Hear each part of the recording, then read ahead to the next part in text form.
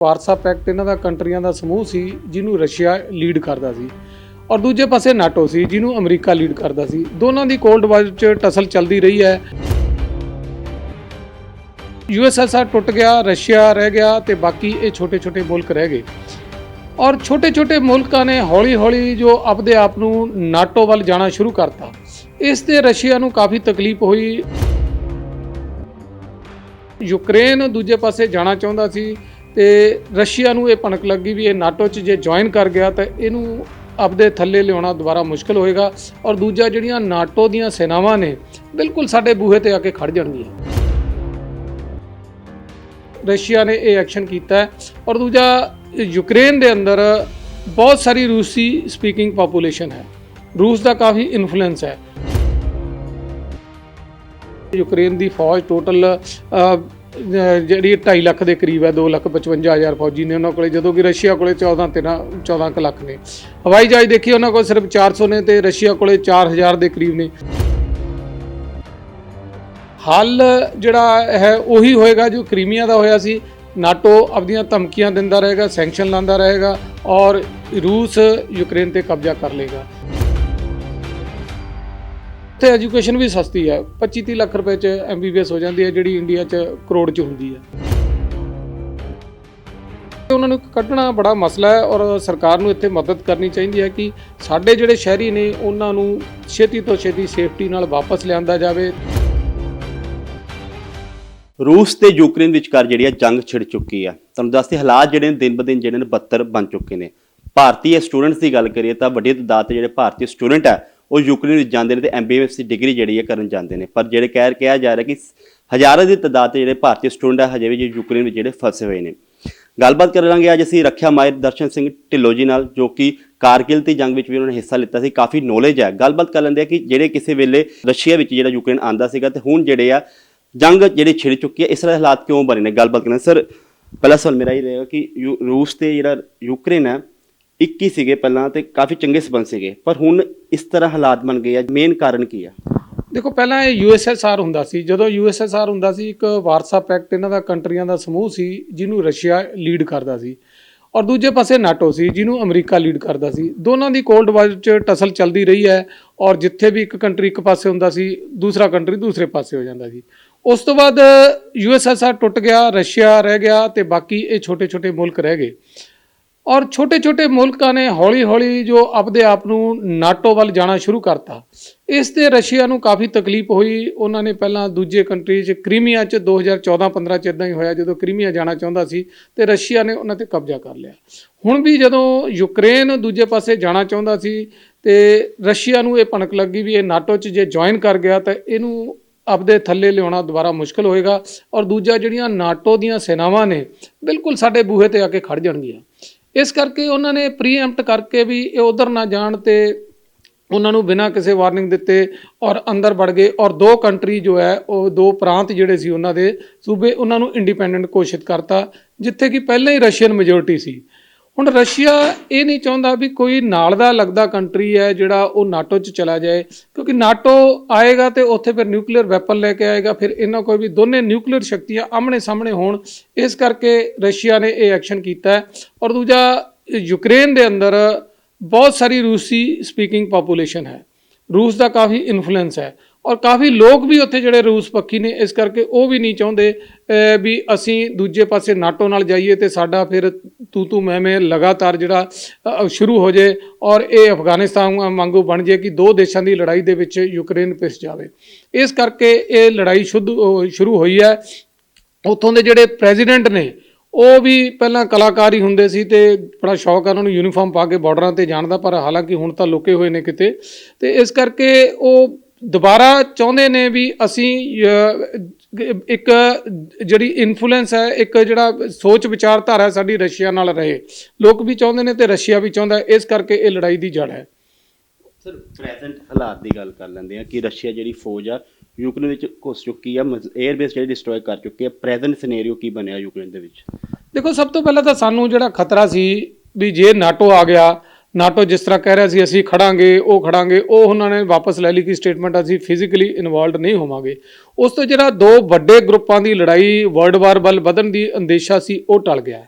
ਹੁਣ ਕਿਉਂਕਿ ਨਾਟੋ ਪਿੱਛੇ ਹਟ ਗਿਆ ਤੇ ਰਸ਼ੀਆ ਔਰ ਯੂਕਰੇਨ ਹੀ ਰਹਿ ਗਿਆ।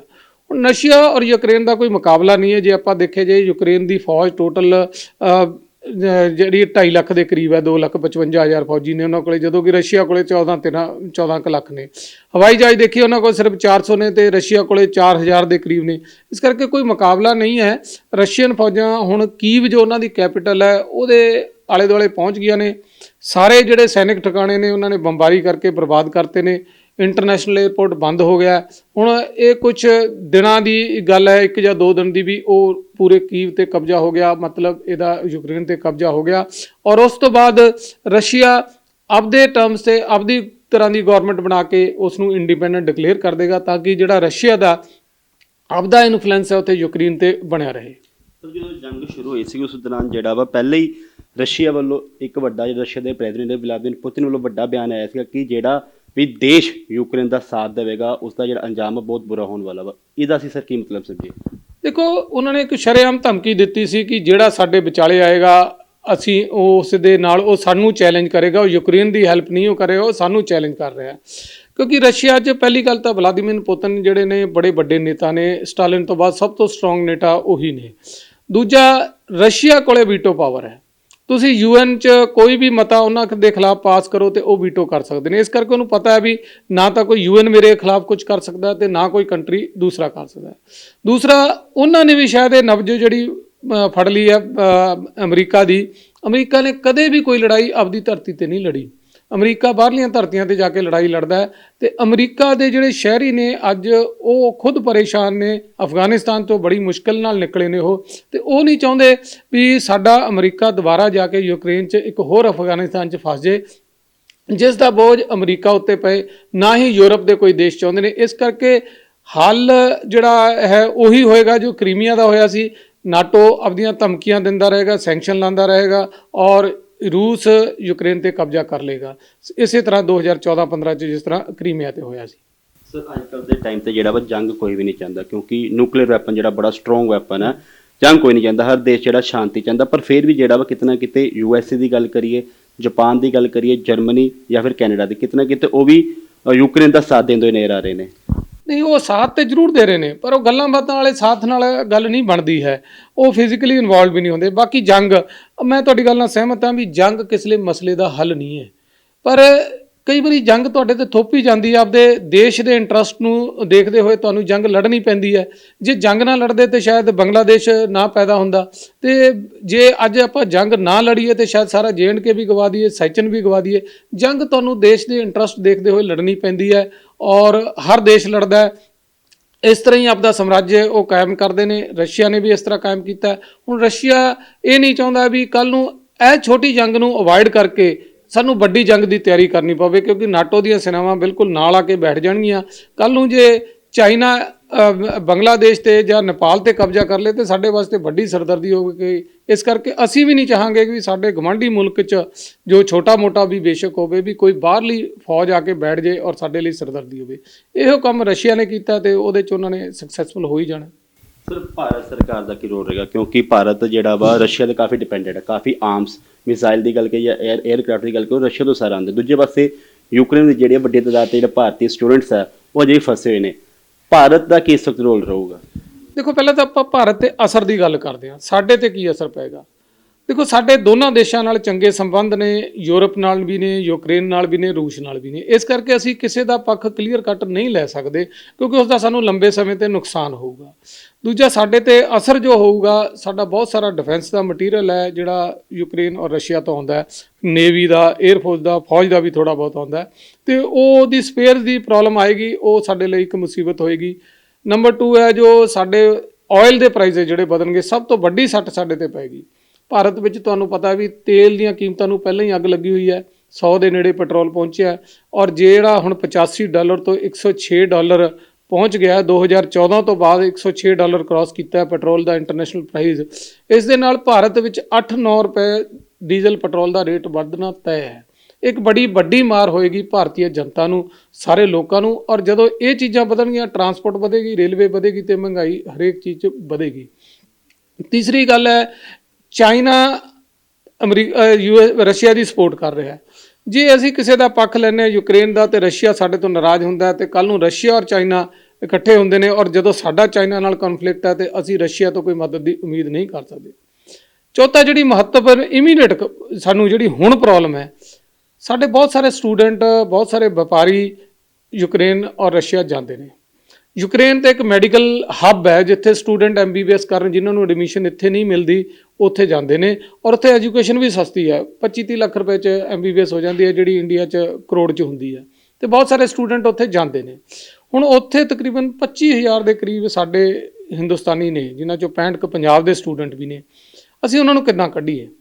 ਹਾਲਾਂਕਿ ਕੁਝ ਕੰਟਰੀਆਂ ਨੇ ਪਹਿਲਾਂ ਹੀ ਫਰਵਰੀ 'ਚ ਵਾਰਨਿੰਗ ਐਡਵਾਈਜ਼ਰੀ ਜਾਰੀ ਕਰਤੀ ਸੀ ਵੀ ਤੁਸੀਂ ਉੱਥੋਂ ਨਿਕਲ ਜਾਓ, ਹਾਲਾਤ ਖਰਾਬ ਨੇ। ਭਾਰਤ ਨੇ ਵੀ ਐਡਵਾਈਜ਼ਰੀ ਜਾਰੀ ਕੀਤੀ, ਪਰ ਜਿਵੇਂ ਕਿ ਤੁਹਾਨੂੰ ਪਤਾ ਮੈਡੀਕਲ ਐਜੂਕੇਸ਼ਨ 'ਚ ਕੋਈ ਆਨਲਾਈਨ ਕੰਮ ਨਹੀਂ ਹੋ ਸਕਦਾ, ਉਹਨਾਂ ਨੂੰ ਪ੍ਰੈਕਟੀਕਲ ਕਰਨਾ ਪੈਂਦਾ ਤੇ ਮਜਬੂਰੀ ਹੁੰਦੀ ਹੈ ਉਹਨਾਂ ਦੀ ਵੀ। ਦੇਸ਼ ਨਹੀਂ ਛੱਡਿਆ ਉਹਨਾਂ ਨੇ ਵੀ, ਸ਼ਾਇਦ ਹਾਲਾਤ ਠੀਕ ਹੋ ਜਾਣ। ਹੁਣ ਇੱਕੋ ਹੀ ਫਲਾਈਟ ਗਈ ਸੀ, ਉਹ ਜਿੰਨੇ ਕੁ ਕੱਢ ਸਕੇ, ਉਸ ਤੋਂ ਬਾਅਦ ਇੰਟਰਨੈਸ਼ਨਲ 에ਅਰਪੋਰਟ ਬੰਦ ਹੋ ਗਿਆ। ਹੁਣ ਉਹਨਾਂ ਨੂੰ ਐਡਵਾਈਜ਼ਰੀ ਦਿੱਤੀ ਜਾ ਰਹੀ ਹੈ ਵੀ ਤੁਸੀਂ ਪੈਦਲ ਦੂਜੇ ਮੁਲਕਾਂ 'ਚ ਪਹੁੰਚ ਜਾਓ, ਹੰਗਰੀ ਪਹੁੰਚ ਜਾਓ, ਪੋਲੈਂਡ ਪਹੁੰਚ ਜਾਓ, ਉੱਥੋਂ ਤੁਹਾਨੂੰ 에ਅਰਲਿਫਟ ਕੀਤਾ ਜਾਏਗਾ, ਕਿਉਂਕਿ ਹੁਣ ਫਲਾਈਟਾਂ ਵੀ ਮਹਿੰਗੀਆਂ ਨੇ। ਇੱਧਰੋਂ ਜਹਾਜ਼ ਤਕਰੀਬਨ ਖਾਲੀ ਜਾਂਦਾ, ਉੱਧਰੋਂ ਹੀ ਭਰ ਕੇ ਆਉਣਾ, ਕਿਸੇ ਨੇ ਜਾਣਾ ਨਹੀਂ। ਦੂਸਰਾ, ਰੂਟ ਲੰਬਾ ਲੈਣਾ ਪੈਂਦਾ ਕਿਉਂਕਿ ਯੂਕਰੇਨ ਨੇ ਆਪਦਾ 에ਅਰ ਸਪੇਸ ਬੰਦ ਕਰਤਾ, ਇਸ ਕਰਕੇ ਫਲਾਈਟਾਂ ਵੀ ਕਾਸਟਲੀ ਹੋ ਗਈਆਂ ਨੇ। ਇਸ ਕਰਕੇ ਉਹਨਾਂ ਨੂੰ ਕੱਢਣਾ ਬੜਾ ਮਸਲਾ ਹੈ, ਔਰ ਸਰਕਾਰ ਨੂੰ ਇੱਥੇ ਮਦਦ ਕਰਨੀ ਚਾਹੀਦੀ ਹੈ ਕਿ ਸਾਡੇ ਜਿਹੜੇ ਸ਼ਹਿਰੀ ਨੇ ਉਹਨਾਂ ਨੂੰ ਛੇਤੀ ਤੋਂ ਛੇਤੀ ਸੇਫਟੀ ਨਾਲ ਵਾਪਸ ਲਿਆਂਦਾ ਜਾਵੇ। ਤੇ ਔਰ ਜਿੱਥੇ ਮਾਂ-ਬਾਪ ਇੱਥੇ ਬੈਠੇ ਬੜੀ ਟੈਨਸ਼ਨ 'ਚ ਨੇ ਵੀ ਬੱਚਿਆਂ ਦਾ ਕੀ ਹੋਏਗਾ, ਤੇ ਉਹ ਸਾਰਿਆਂ ਨੂੰ ਵਾਪਸ ਲਿਆਉਣ 'ਚ ਸਰਕਾਰ ਜ਼ਰੂਰ ਸਹਿਯੋਗ ਕਰੇ। ਜਿਸ ਤੋਂ ਤੁਸੀਂ ਕਿਹਾ ਹਜ਼ਾਰਾਂ ਦੀ ਤਾਦਾਦ ਦੇ ਜਿਹੜੇ ਸਟੂਡੈਂਟ ਉੱਥੇ ਫਸੇ ਹੋਏ ਨੇ, 에ਅਰਬਸ ਬੰਦ ਹੋ ਚੁੱਕਾ, ਫਲਾਈਟਾਂ ਚੱਲ ਨਹੀਂ ਰਹੇ। ਇੱਕ ਫਲਾਈਟ ਜ਼ਰੂਰ ਆਈ ਸੀ, 272 ਜਿਹੜੇ ਸਟੂਡੈਂਟ ਸੀਗੇ ਆ ਚੁੱਕੇ ਸੀਗੇ। ਪਰ ਜੇ ਗੱਲ ਕਰੀਏ ਤਾਂ ਫਿਲਹਾਲ ਜਿਹੜਾ ਉੱਥੇ ਮਾਹੌਲ ਅਜੇ ਵੀ ਤਣਾਅਪੂਰਨ ਬਣਿਆ। ਜਿਹੜੇ ਉੱਥੇ ਭਾਰਤੀ ਸਟੂਡੈਂਟਸ ਹੈ ਉਹ ਕਿਸ ਤਰ੍ਹਾਂ ਆਪਣੇ ਆਪ ਨੂੰ ਸੁਰੱਖਿਅਤ ਉੱਥੇ ਮਹਿਸੂਸ ਕਰਨ, ਕਿਸ ਤਰ੍ਹਾਂ ਸੁਰੱਖਿਅਤ ਰਹਿਣ ਉੱਥੇ? ਦੇਖੋ ਜੀ, ਸਭ ਤੋਂ ਜ਼ਰੂਰੀ ਹੈ ਕਿ ਉਹਨਾਂ ਦੀ ਸੁਰੱਖਿਆ। ਹੁਣ ਸੁਰੱਖਿਆ ਕਹਿ ਤਾਂ ਦਿੱਤਾ ਭਾਰਤ ਸਰਕਾਰ ਨੇ ਵੀ ਤੁਸੀਂ 500 ਕਿਲੋਮੀਟਰ ਦੂਰ ਦੂਸਰੇ ਕੰਟਰੀ 'ਚ ਪਹੁੰਚ ਜਾਓ। ਭਾਰਤ ਦਾ ਪ੍ਰੈਕਟੀਕਲ ਹੈਗਾ ਸਰ? ਪ੍ਰੈਕਟੀਕਲ ਨਹੀਂ ਹੈ ਕਿ ਸਿਰਫ ਭਾਰਤ ਦਾ ਫਲੈਗ ਲਾ ਲਓ। ਜਦੋਂ ਬੰਬ ਗਿਰਦੇ ਆ, ਗੋਲੇ ਗਿਰਦੇ ਆ, ਉਹ ਕਿਸੇ ਦਾ ਫਲੈਗ ਨਹੀਂ ਦੇਖਦੇ। ਇਸ ਕਰਕੇ ਬੱਸਾਂ 'ਚ 400 ਕਿਲੋਮੀਟਰ ਜਾਣਾ ਜਾਂ ਗੱਡੀਆਂ 'ਚ ਜਾਣਾ ਬੜਾ ਰਿਸਕੀ ਕੰਮ ਹੈ। ਬੰਬਾਰੀ ਕਿਤੇ ਵੀ ਹੋ ਰਹੀ ਹੈ, ਔਰ ਕਿਸੇ ਨੂੰ 에ਅਰਕ੍ਰਾਫਟ ਤੋਂ ਪਤਾ ਨਹੀਂ ਲੱਗਦਾ ਵੀ ਇਹ ਬੱਸ ਕਿਹਦੀ ਜਾ ਰਹੀ ਹੈ। ਇਹ ਰਿਸਕੀ ਕੰਮ ਹੈ। ਦੂਸਰਾ, ਜੋ ਅੰਡਰਗਰਾਊਂਡ ਸ਼ੈਲਟਰ ਨੇ, ਅੰਡਰਗਰਾਊਂਡ ਰੇਲਵੇ ਸਟੇਸ਼ਨ ਨੇ, ਮੈਟਰੋ ਸਟੇਸ਼ਨ ਨੇ, ਉਹ ਕਾਫੀ ਹੱਦ ਤੱਕ ਸੇਫ ਨੇ, ਕਿਉਂਕਿ ਕ੍ਰਾਈਸਿਸ 1-2 ਦਿਨਾਂ 'ਚ ਖਤਮ ਹੋ ਜਾਣਾ। ਹੁਣ ਜੇ ਤੁਸੀਂ ਬਾਹਰ ਨਿਕਲ ਵੀ ਜਾਂਦੇ ਹੋ, ਦੇਖੋ ਪਾਣੀ ਦੀ ਬੜੀ ਜ਼ਬਰਦਸਤ ਕਮੀ ਹੈ, ਪੀਣ ਵਾਲੇ ਪਾਣੀ ਦੀ। ATM ਬੰਦ ਨੇ, ਤੁਹਾਡੇ ਕੋਲ ਪੈਸੇ ਨਹੀਂ, ਮੋਬਾਈਲਾਂ ਦੇ ਨੈਟਵਰਕ ਬੰਦ ਨੇ, ਸਭ ਕੁਝ ਬੰਦ ਹੈ। ਤੁਸੀਂ ਜੇ ਕਿਸੇ ਅਜਿਹੀ ਜਗ੍ਹਾ ਫਸ ਗਏ ਜਿੱਥੇ ਤੁਹਾਡੇ ਕੋਲ ਕੋਈ ਹੈਲਪ ਨਹੀਂ ਹੈ ਤੇ ਤੁਹਾਨੂੰ ਕੋਈ ਟਰੇਸ ਵੀ ਨਹੀਂ ਕਰ ਪਾਏਗਾ। ਠੰਡ ਦਾ ਮੌਸਮ ਹੈ, ਬਰਫ਼ਬਾਰੀ ਵੀ ਕਈ ਜਗ੍ਹਾ ਹੁੰਦੀ ਹੈ, ਉੱਥੇ ਬੜਾ ਠੰਡਾ ਮੁਲਕ ਹੈ। ਇਸ ਕਰਕੇ ਜਿੱਥੇ ਤੁਸੀਂ ਬੈਠੇ ਹੋ ਉਸ ਜਗ੍ਹਾ 'ਤੇ ਰਹੋ। ਬਹੁਤ ਜਲਦੀ ਕ੍ਰਾਈਸਿਸ ਖਤਮ ਹੋ ਜਾਣਾ ਹੈ। ਉਮੀਦ ਲੱਗ ਰਹੀ ਹੈ ਕਿ ਕੀਵ ਦੇ ਆਲੇ ਦੁਆਲੇ ਉਹਨਾਂ ਦੀ ਸੈਨਾ ਪਹੁੰਚ ਗਈ ਹੈ, ਅੱਜ ਜਾਂ ਕੱਲ੍ਹ 'ਚ ਸ਼ਾਇਦ ਇਹ ਖਤਮ ਹੋ ਜਾਏ। ਇਸ ਕਰਕੇ ਪਹਿਲਾਂ ਆਪਦੀ ਸੇਫਟੀ ਨੂੰ ਧਿਆਨ ਦੇਵੋ, ਕਿਉਂਕਿ ਨਿਕਲਣਾ ਇਸ ਵੇਲੇ ਇੰਨਾ ਸੌਖਾ ਨਹੀਂ ਹੈ ਜਿੰਨਾ ਲੱਗਦਾ ਹੈ। ਤੁਸੀਂ ਰੱਖਿਆ ਮਾਹਿਰ ਹੋ, ਜਿਸ ਤਰ੍ਹਾਂ ਤੁਸੀਂ ਕਹਿ ਰਹੇ 1-2 ਦਿਨ ਤੱਕ ਜਿਹੜਾ ਸਾਰਾ ਹਾਲਾਤ ਜੋ ਚੱਲ ਰਹੇ ਠੀਕ ਹੋ ਜਾਣਗੇ, ਮਤਲਬ ਠੀਕ ਹੋ ਜਾਣਗੇ ਸਰ 1-2 ਦਿਨ ਤੱਕ ਪੂਰੇ? ਹਾਂ, ਬਿਲਕੁਲ ਠੀਕ ਹੋ ਜਾਣਗੇ। ਦੇਖੋ ਹੁਣ ਬਾਹਰੋਂ ਕੋਈ ਸ਼ਕਤੀ ਆ ਨਹੀਂ ਰਹੀ ਜਿਹੜੀ ਰਸ਼ੀਆ ਨੂੰ ਚੈਲੰਜ ਕਰੇ, ਔਰ ਅੰਦਰੋਂ ਹੁਣ ਜਿਹੜੀ ਹੈ ਕੋਈ ਸ਼ਕਤੀ ਬਚੀ ਨਹੀਂ ਹੈ। ਬਹੁਤ ਸਾਰੇ ਫੌਜੀ ਸਰੈਂਡਰ ਵੀ ਕਰ ਰਹੇ ਨੇ, ਕਿਉਂਕਿ ਉਹ ਵਾਰਨਿੰਗ ਦੇ ਰਹੇ ਨੇ ਵੀ ਤੁਸੀਂ ਸਰੈਂਡਰ ਕਰ ਦਿਓ। ਤੁਹਾਨੂੰ ਕੋਈ ਨਹੀਂ, ਸਿੰਪਥਾਈਜ਼ਰ ਵੀ ਨੇ ਰਸ਼ੀਆ ਦੇ ਲੋਕ, ਕਿਉਂਕਿ ਬਹੁਤ ਸਾਰੇ ਲੋਕ ਰਸ਼ੀਅਨ ਬੋਲਦੇ ਨੇ, ਔਰ ਫੌਜ ਬਹੁਤ ਥੋੜੀ ਹੈ ਗਿਣਤੀ 'ਚ। ਹਾਲਾਂਕਿ ਕੁਝ ਜਹਾਜ਼ ਉਹਨਾਂ ਨੇ ਡੇਗਤੇ ਨੇ ਤੇ ਨੁਕਸਾਨ ਦੋਨੇ ਪਾਸੇ ਜੰਗ 'ਚ ਹੁੰਦਾ ਹੀ ਹੈ, ਚਾਹੇ ਮੁਲਕ ਵੱਡਾ ਹੋਵੇ ਚਾਹੇ ਛੋਟਾ ਹੋਵੇ। ਪਰ ਬਹੁਤ ਜਲਦੀ ਜਦੋਂ ਉਹਨਾਂ ਦੇ ਪ੍ਰੈਜ਼ੀਡੈਂਟ ਨੂੰ ਉਹਨਾਂ ਨੇ ਫੜ ਲਿਆ ਤੇ ਜਾਂ ਉਹ ਫੌਜ ਸਰੈਂਡਰ ਕਰ ਗਈ ਤੇ ਬਹੁਤ ਜਲਦੀ ਇਹ ਮਸਲੇ ਦਾ ਹੱਲ ਨਿਕਲੇ ਹੋਣਾ। ਸਰ, ਯੂਕਰੇਨ ਨੂੰ ਵੀ ਪਤਾ ਕਿ ਉਹ ਇੰਨੇ ਸਟਰੋਂਗ ਨਹੀਂ ਨੇ, ਜੰਗ ਨਹੀਂ ਲੱਗ ਸਕਦੀ, ਪਰ ਫਿਰ ਵੀ ਜਿਹੜਾ ਆਤਮ ਸਮਰਪਣ ਉਹ ਕਿਉਂ ਨਹੀਂ ਕਰ ਰਹੇ? ਕਿਉਂਕਿ ਜੇ ਆਪਾਂ ਅਫਗਾਨਿਸਤਾਨ ਦੀ ਗੱਲ ਕਰਦੇ ਹਾਂ ਤਾਂ ਅਫਗਾਨਿਸਤਾਨ ਦਾ ਰਾਸ਼ਟਰਪਤੀ ਸੀਗਾ, ਉਹ ਭੱਜ ਗਿਆ ਸੀਗਾ, ਪੂਰਾ ਦੇਸ਼ ਉਹਨਾਂ ਦੇ ਹੱਥ ਦੇ ਦਿੱਤਾ ਸੀਗਾ, ਪਰ ਯੂਕਰੇਨ ਸਰ ਕਿਉਂ ਨਹੀਂ ਮਤਲਬ ਆਤਮ ਸਮਰਪਣ ਕਰ ਰਿਹਾ? ਦੇਖੋ, ਇਹ ਲੀਡਰ ਤੇ ਡਿਪੈਂਡ ਕਰਦਾ, ਕਿਉਂਕਿ ਲੀਡਰਾਂ ਦਾ ਨੁਕਸਾਨ ਨਹੀਂ ਹੁੰਦਾ, ਨੁਕਸਾਨ ਆਮ ਸ਼ਹਿਰੀਆਂ ਦਾ ਹੁੰਦਾ ਤੇ ਫੌਜ ਦਾ ਹੁੰਦਾ। ਕਈ ਵਾਰੀ ਲੀਡਰ ਜੋ ਆਪਦੇ ਫੋਕ ਕੇ ਇੱਕ ਕਿਸੇ ਸਿਆਣੇ ਬੰਦੇ ਨੇ ਕਿਹਾ ਸੀਗਾ, ਜਦੋਂ ਜੰਗਾਂ ਲੜਦੀਆਂ ਵਾ ਤੇ ਨੁਕਸਾਨ ਜਿਹੜਾ ਹੁੰਦਾ ਨੋਰਮਲ ਇਨਸਾਨ ਨੂੰ ਹੁੰਦਾ ਵਾ, ਬਾਅਦ ਤੋਂ ਜਿਹੜਾ ਵਾ ਦੋਵੇਂ ਜਿਹੜੇ ਰਾਸ਼ਟਰਪਤੀ ਉਹ ਹੱਥ ਜ਼ਰੂਰ ਮਿਲਾਉਂਦੇ ਨੇ। ਬਿਲਕੁਲ ਸਹੀ ਹੈ ਗੱਲ ਤੁਹਾਡੀ, ਕਿਉਂਕਿ ਨੁਕਸਾਨ ਆਮ ਲੋਕਾਂ ਦਾ ਹੁੰਦਾ, ਫੌਜੀਆਂ ਦਾ ਹੁੰਦਾ, ਆਮ ਘਰਾਂ ਦੇ ਮੁੰਡੇ ਮਾਰੇ ਜਾਂਦੇ ਨੇ, ਲੀਡਰਾਂ ਦਾ ਕੁਝ ਨਹੀਂ ਹੁੰਦਾ। ਤੇ ਇਸ ਕਰਕੇ ਜੇ ਲੀਡਰ ਫੋਕੇ ਬਿਆਨ ਦੇ ਕੇ ਭੜਕਾਉਂਦੇ ਰਹਿੰਦੇ ਆ, ਆਪਦੀਆਂ ਯਾਨੀ ਕੈਪੇਬਿਲਿਟੀਆਂ ਨਹੀਂ ਦੇਖਦੇ ਵੀ ਅਸੀਂ ਕਿੱਥੋਂ ਤੱਕ ਲੜ ਪਾਵਾਂਗੇ, ਤੇ ਫਿਰ ਨੁਕਸਾਨ ਜ਼ਿਆਦਾ ਹੁੰਦਾ ਹੈ। ਹੁਣ ਜੇ ਆਪਾਂ ਇਹੀ ਲਾਈਵ ਐਗਜ਼ਾਮਪਲ ਦੇਖੀਏ, ਬੰਗਲਾਦੇਸ਼ 'ਚ 90,000 ਫੌਜੀ ਸੀ ਪਾਕਿਸਤਾਨ ਦੇ, ਉਹਨਾਂ ਨੇ ਟਾਈਮ ਰਹਿੰਦੇ ਸਰੈਂਡਰ ਕਰਤਾ। ਜੇ ਸਰੈਂਡਰ ਕਰਤਾ ਤੇ ਉੱਥੇ ਕਤਲੇਆਮ ਹੋਣੋਂ ਬਚ ਗਿਆ। ਔਰ ਜੇ ਉਹ ਸਰੈਂਡਰ ਨਾ ਕਰਦੇ ਹੋਰ 5-7 ਦਿਨਾਂ 'ਚ ਕਬਜ਼ਾ ਹੋ ਜਾਣਾ ਸੀ। ਔਰ ਬੰਗਲਾਦੇਸ਼ੀਆਂ ਨੇ ਵੀ ਇਹ 90,000 ਫੌਜੀਆਂ ਨੇ ਤਾਂ ਮਾਰਨਾ ਹੀ ਸੀ। ਕਈ ਬੰਗਲਾਦੇਸ਼ੀ ਵੀ ਇਸ ਐਕਸ਼ਨ 'ਚ ਮਾਰੇ ਜਾਣੇ ਸੀ, ਸਾਡੇ ਫੌਜੀ ਵੀ ਮਰਨੇ ਸੀ। ਇਸ ਕਰਕੇ ਇੱਕ ਟਾਈਮ ਰਹਿੰਦੇ ਡਿਸੀਜਨ ਲੈਣਾ ਬੜੀ ਜ਼ਰੂਰੀ ਹੈ।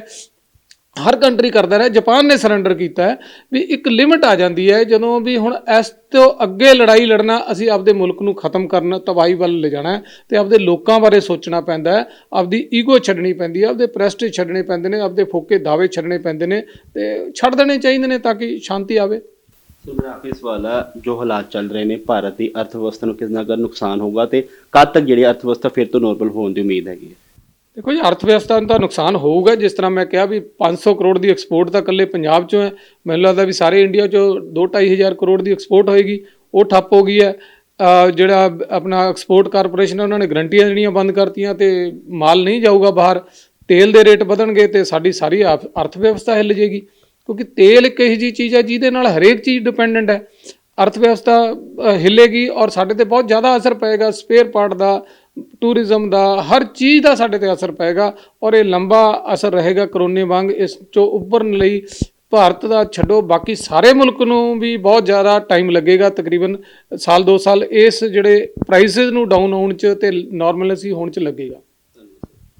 ਬਿਲਕੁਲ ਜੀ, ਹਾਲਾਤ ਜਿਹੜੇ ਨੇ ਜ਼ਰੂਰ ਜੰਗ ਛਿੜੀ ਹੋਈ ਹੈ ਤੇ ਅਸੀਂ ਗੱਲਬਾਤ ਕੀਤੀ ਰੱਖਿਆ ਮੈਂ ਦਰਸ਼ਨ ਸਿੰਘ ਢਿੱਲੋਂ ਜੀ ਨਾਲ, ਜਿਨ੍ਹਾਂ ਨੇ ਕਿਹਾ ਕਿ 1-2 ਦਿਨ ਤੱਕ ਜਿਹੜੇ ਹਾਲਾਤ ਆ ਫਿਰ ਤੋਂ ਠੀਕ ਹੋ ਜਾਣਗੇ, ਕਿਉਂਕਿ ਰਸ਼ੀਆ ਨੂੰ ਜਿਹੜਾ ਵਾ ਕੋਈ ਵੀ ਕੰਟਰੀ ਚੈਲੰਜ ਨਹੀਂ ਕਰ। ਦੂਜੇ ਪਾਸੇ ਜਿਹੜੇ ਭਾਰਤੀ ਸਟੂਡੈਂਟ ਉੱਥੇ ਫਸੇ ਹੋਏ ਨੇ ਉਹਨਾਂ ਨੂੰ ਇਹੀ ਕਿਹਾ ਕਿ ਕੋਈ ਵੀ ਜਿਹੜੀ ਸੁਰੱਖਿਅਤ ਜਗ੍ਹਾ ਹੁੰਦੀ ਹੈ ਉੱਥੇ ਹੀ ਰਹਿਣ, ਕਿਉਂਕਿ ਜਿਹੜਾ ਕਿਹਾ ਜਾ ਰਿਹਾ ਕਿ ਤੁਸੀਂ 500 ਕਿਲੋਮੀਟਰ ਬਾਏ ਟ੍ਰੇਨ ਜਾਂ ਬਾਏ ਬੱਸ ਨਾਲ ਦੂਜੇ ਦੇਸ਼ਾਂ 'ਚ ਜਾਓ, ਉਹ ਪ੍ਰੈਕਟੀਕਲ ਨਹੀਂ ਹੈ। ਕਿਉਂਕਿ ਕਿਤੇ ਨਾ ਕਿਤੇ ਇਹ ਵੀ ਕਿਹਾ ਜਾ ਰਿਹਾ ਕਿ ਭਾਰਤੀ ਝੰਡਾ ਲਾ ਲਓ, ਪਰ ਉਹਨਾਂ ਨੇ ਕਿਹਾ ਕਿ ਜਿਹੜਾ 에ਅਰਕ੍ਰਾਫਟ ਹੁੰਦਾ ਵਾ ਉੱਪਰੋਂ ਕੁਝ ਨਜ਼ਰ ਨਹੀਂ ਆਉਂਦਾ ਤੇ ਉਹਨਾਂ ਨੇ ਵੇਖਣਾ ਨਹੀਂ ਹੁੰਦਾ ਕਿ ਭਾਰਤੀ ਝੰਡਾ ਲੱਗਾ ਕਿ ਨਹੀਂ। ਜਦੋਂ ਬੰਬ ਫੁੱਟਣਾ ਤੇ ਫੱਟ ਹੀ ਜਾਣਾ। ਪਰ ਕਿਤੇ ਨਾ ਕਿਤੇ ਉਹਨਾਂ ਨੇ ਜ਼ਰੂਰ ਇਹ ਕਿਹਾ ਕਿ ਜਿੱਥੇ ਵੀ ਭਾਰਤੀ ਸਟੂਡੈਂਟ ਹੈਗਾ ਉੱਥੇ ਹੀ ਜਿਹੜਾ ਵਾ ਅੰਡਰਗਰਾਊਂਡ ਬੰਕਰ ਵਿੱਚ ਜਾਂ ਅੰਡਰਗਰਾਊਂਡ ਮੈਟਰੋ ਸਟੇਸ਼ਨ ਵਿੱਚ ਜਾ ਕੇ ਸੁਰੱਖਿਅਤ ਜਿਹੜਾ ਆਪਣੇ ਆਪ ਨੂੰ ਕਰ ਸਕਣ। ਕੈਮਰਾਮੈਨ ਮਨੀਸ਼ ਕੁਮਾਰ ਦੇ ਨਾਲ ਭਰਤ ਸ਼ਰਮਾ, 10 ਨਿਊਜ਼ ਲੁਧਿਆਣਾ।